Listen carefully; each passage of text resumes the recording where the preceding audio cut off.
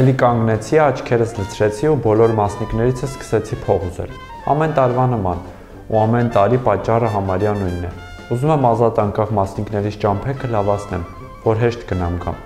Բայց ինձ ինչ հիշում եմ, նույն բանն են անում, ու էլի մեկ է, ճամփեքն այնքան էլ լավը չէ։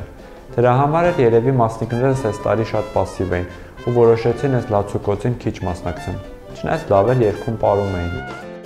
Իսկ ես էլի պակասել եմ։ Չէ, ես ոչ աչքից տեսածն է, ոչ էլ բողոքում եմ։ Պաշտոնական թվերն են ասում, որ այսպես եթե շարունակվի, ինձնից բան չի մնա։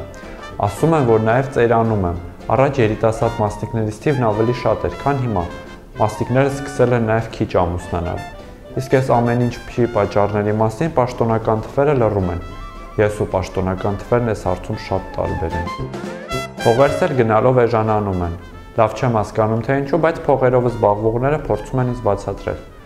Ասում են, որ իրենք ու ես կապ չունենք։ Ամեն ինչում դրսի զարգացումներն են մեղավոր։ Ես էլ ստիպված եմ էժան փողով ապրել։ Չնայած ես այնքան էլ շատ դարձ չեմ անում սրա պատճառով։ Պիտի մի քիչ փող ունենամ, չէ՞ որ դրա էժանանալն էլ վրաս ազդի։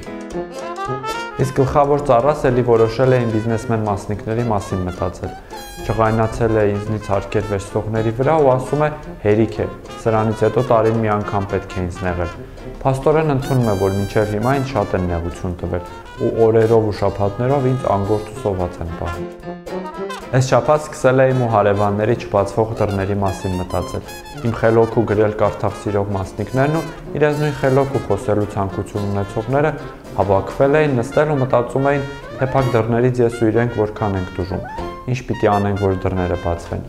Հասկացա, որ դռներ բացել հեշտ չէ, բայց համարյա ամեն ինչ ինձնից է կախված։ Մի քիչ շատ պիտի ուզեմ։